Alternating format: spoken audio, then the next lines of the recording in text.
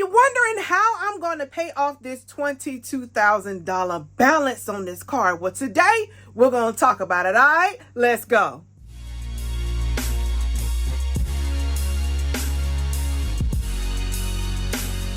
Welcome to Purpose, Plans, and Profits. I am your girl, Ms. Robin Wiggins, where here we are on the road to living financially independent, retiring comfortably, and earnestly building to leave a legacy for our future. Now, if that's something that interests you, go ahead, subscribe, hit that like button. You might as well click the notifications because you're going to like what you see, right?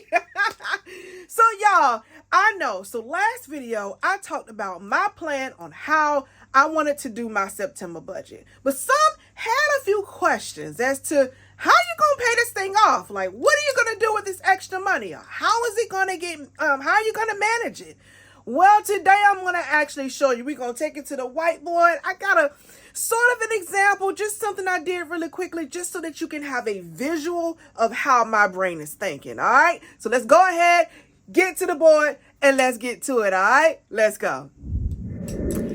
All right, y'all. So what I did, I just took a quick example of what my actual budget looks like, what my numbers look like, and kind of my thought process as to what not only my September would look like, but what it would look like to pay off my $22,000 balance on my card if I did it the way that I was thinking in my last video. All right. So just to kind of recap, what I said was, all of my income goes onto the card minus the expenses that are due for that week. So, for example, if I have $250 in expenses that week, the $250 would stay in the bank and pay as usual.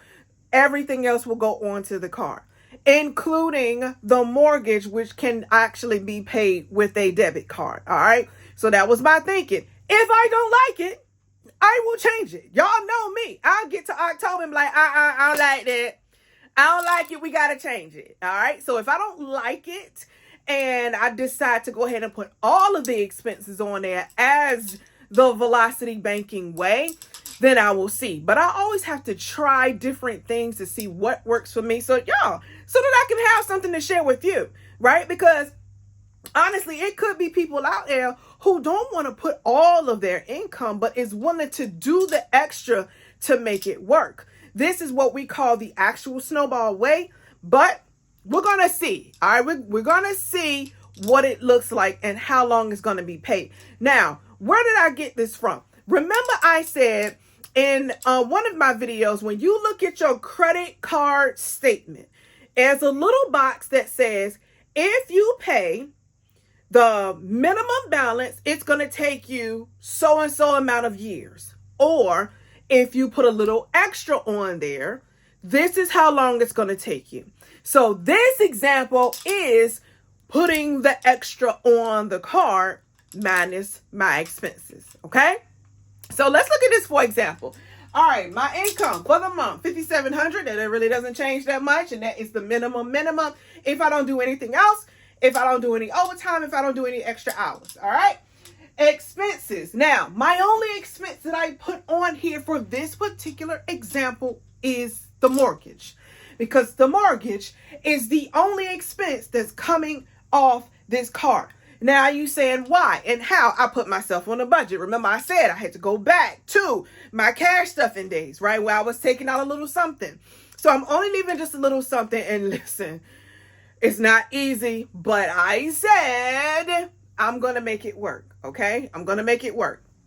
So the cash flow that I have here is $2,778, with the debt, of course, being the $2,200. Now, this is close as it was going to get. I actually had it down to 22 even, but when I did this example, the way I was thinking it was like 22,150 on there. So this is the actual interest. Can you imagine having interest that is equal to a car note every single month?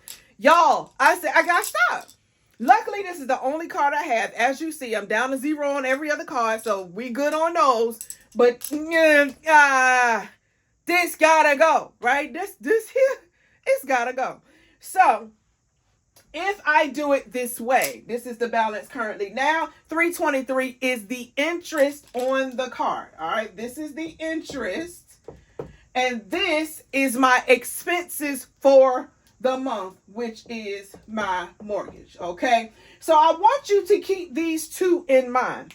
These two put together equal $19.55. Okay. $19.55. So let's work it down.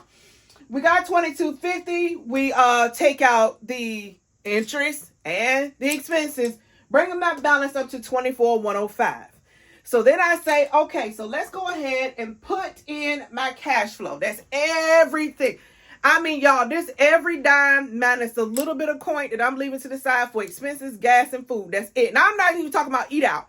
This is not eat out. When I say food, I mean like $50 a week to go to the grocery store because I don't need much. I eat out more. And the gas that I put in my car every 2 weeks, okay? I put gas in my car every 2 weeks. And that is just like a little bit, change to the side in case I need to Zelle, Cash App, or transfer money to someone. Okay.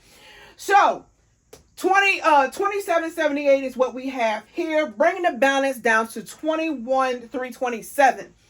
This 1995 is these two amounts put together right here. Of course, the expenses and the interest. And as long as the balance is that high, I'm not going to go back and forth with the interest. I'm going to just calculate it at the highest and keep it pushing, okay? So that you know, well, why is this 1955 not changing? Because I'm calculating the interest on the highest balance, and it was just the easiest way to give you an example of what I am doing, okay? So for this particular card, what is the amount due each month? The amount due each month is about $400 and some dollars. So of course, once I put this amount in here, it cancels out that minimum amount due, right? It cancels out that minimum amount due.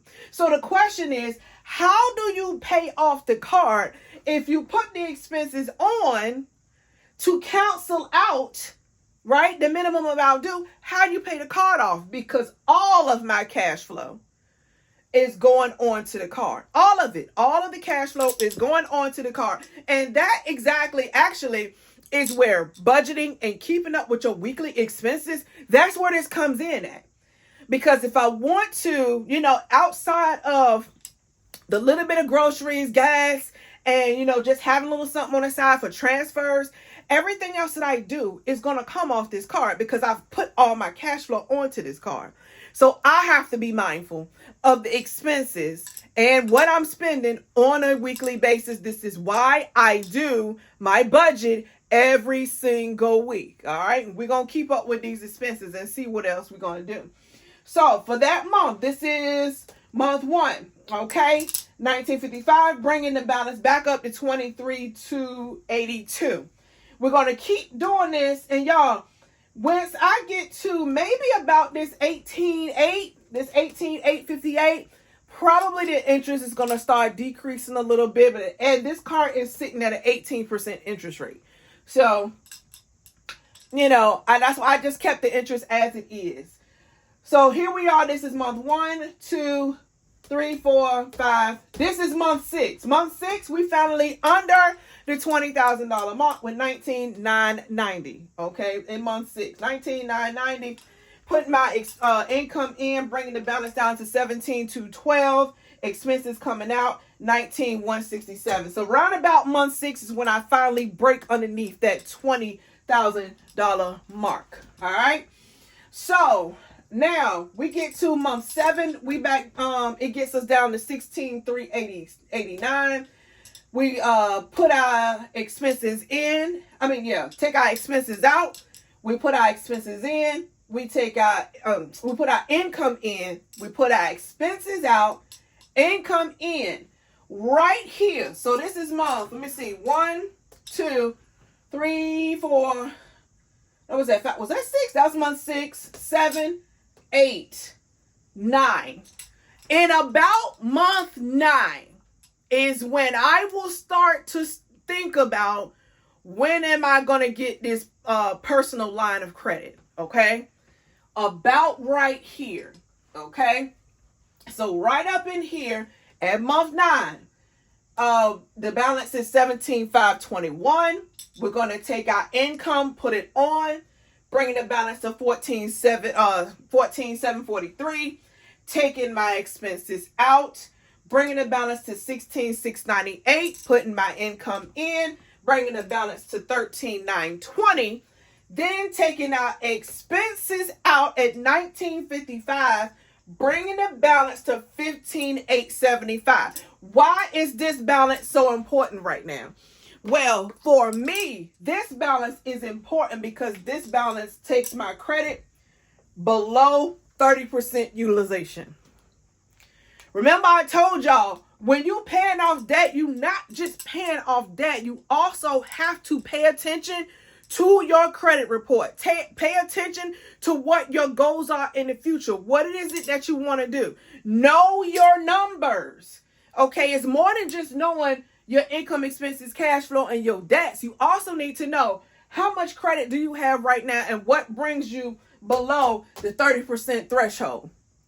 Okay, because it's not just at 30. You have to be under 30. You need to 29%. Okay, you got to be under 30 for it to make a bigger impact on your credit report. All right, it's just my experience. Now, I told y'all I've done this before, so this is my experience and the things that I see in this credit world. All right, I'm not teaching credit. I don't want to go there with credit, but I will if I have to. Okay, so right here on this side of the board with this 15,875 is when I will start to think about a personal line of credit.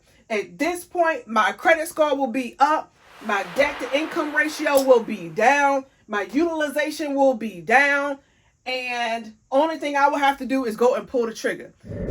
So that's where that's at. So when I get here, all right, that's when I'm going to start thinking. What kind of relationship have I built with any kind of financial institution? Once I get to this point right here, what kind of relationship have I built with this financial institution? Do I have direct deposit? Do I have some kind of savings account? It might be a savings account open. I'm putting $5 a month in there or something. I don't know. Right? Especially with direct deposit. They really like to see direct deposits. What kind of relationship do you need to build with your financial institution so that you look good in their eyes? I've been with both of my institutions quite a long time now. So, and I've done pretty well with them. So, just what are you doing to build a relationship with your institution so that when you start to pay off debt, when you start to make those goals of buying a house or buying an investment property, or you want to start a business and you want to open up a business account, where I have my business account, I heard it's not easy. But because I've already built the relationship with them, it was a pretty seamless process. Okay. So if I so choose to keep going, right? So right here is where we were at month 9, 10. Okay. If I so choose to keep going with this process, it will take me 24 months to pay off this card. Okay. Did y'all hear me? Because I told you, let me step up just a little bit. I told y'all I was going to keep it really real, 100 really real with y'all up in here in these streets. I told y'all I was going to keep it really real up here in these streets. You see the math, right? You see the math. The math is the math. I know sometimes the math don't be mathing, but you can't argue with the numbers, right? You cannot argue with the numbers.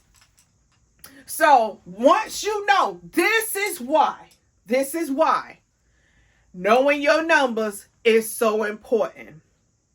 This is why having a plan is important. This is why knowing what you want to do and having goals is important.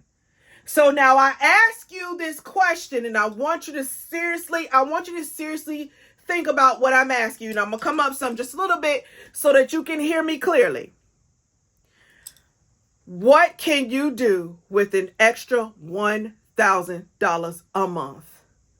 How can $1,000 change your life? Can I tell y'all what $1,000 extra per month does for me? Can I show you? Do you really want to know? Let me show you. I'm going to show you big, bold, and blue. Big, bold, and blue. What an extra $1,000 does for me and my numbers. Y'all ready? Here we go.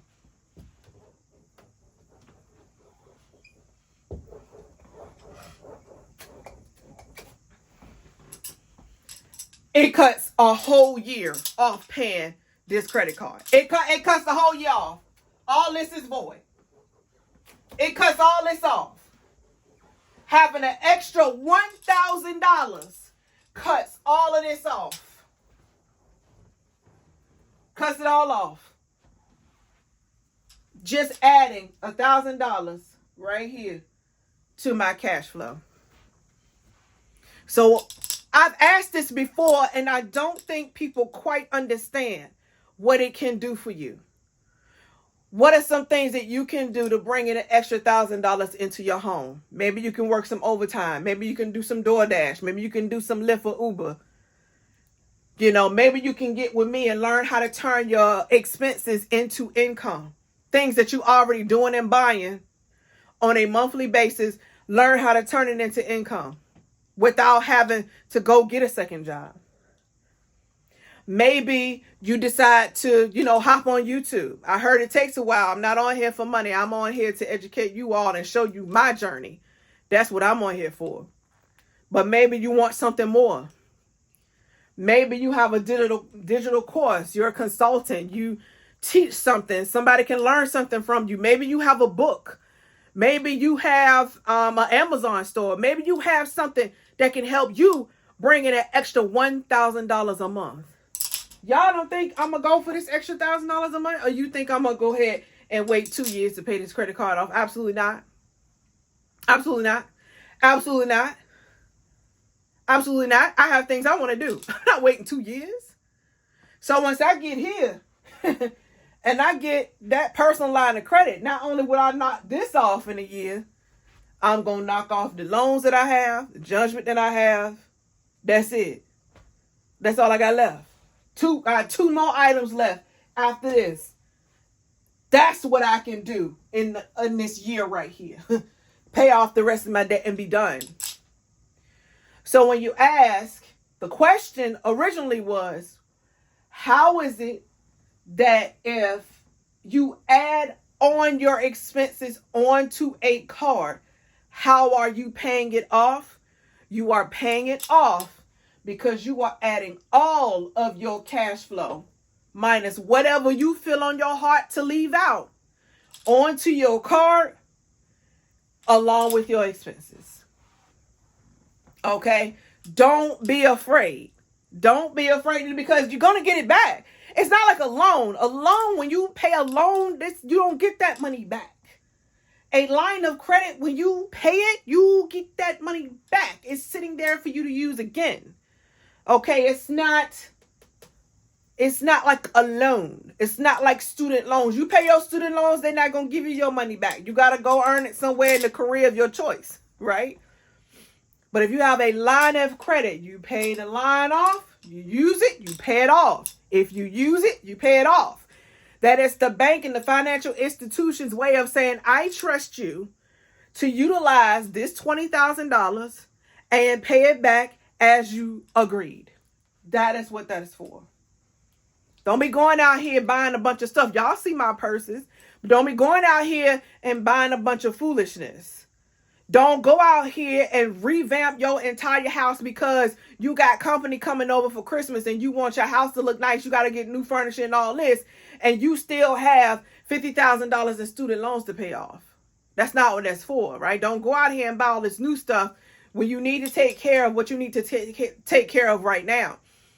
I came across a young lady the other day who's paying out $1,400 a month. $1,400 a month. Oh my God. I wanted to scream because that young lady's going to be out of debt so fast that she don't even realize it. Of course, y'all know that case study is coming up soon. Okay.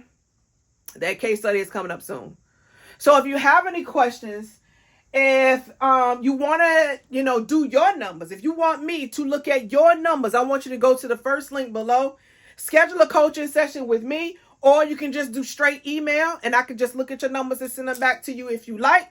Also, if you like, you could just email me your numbers and I can put them up on a board for you so that you can have it to watch over and over again as well. I am more than welcome to do, however you feel is good for me. Okay? So I want y'all to go ahead, share this out with your friends, family, colleagues, co-workers, somebody in your life who needs to hear this, somebody in your life who needs to understand this. Because the hardest part about transitioning into velocity banking, the hardest part about transitioning into what you were taught to do with your money to what you should do with your money is actually doing it, committing to it, and having some intention when it comes to setting your goals, planning it out, and getting it done. All right? So let's go ahead, turn this camera back around, and let's talk about it. All right? Let's go. All right, y'all. So did y'all see how many times I dropped the marker? I mean, seriously, get it together. But y'all, seriously, this is just the way how I'm thinking, what I'm doing. And like I said, y'all, if I don't like it, I am going to change it. But I'm going to see what September brings. I'm going to see how it flows. I'm going to give you a week to week so we can keep up with what's going on. And if October come around and I'm like, then we'll change it. But y'all, that's the beauty of finances. Because guess what? It's your personal journey, right? When you say debt-free journey, each journey is your own. It has nothing to do with me. It has nothing to do with your parents. It has nothing to do with the people at church or whoever taught you your way of thinking about finances. Your journey is your journey, right? It's what you said is going to be, okay? So, y'all, thank you so much for joining me. If you have any questions, of course, as always, put them down in the comments. And y'all know I like to respond to my comments because I like to see the peoples, right? I like to see the peoples. And to all of you who've been commenting this long, y'all, listen. Thank you so much for engaging and vibing with me and being here with me because y'all have some really good questions. And I felt like this was a really good question that actually needed a actual visual response. Okay. So thank you so much for being here. Be blessed. Be easy. Share this out. Like I said, go ahead, hit that subscribe. Listen, if you want to know where I was going with this video, go back to my last budgeting video for September so that you can see where is she going. Let me see what she's thinking. Let me see what she's doing. And here's the visual representation. All right. Be blessed, be easy, be a light in someone's life because you never know who might need you. I'm going to holler at y'all later. Peace.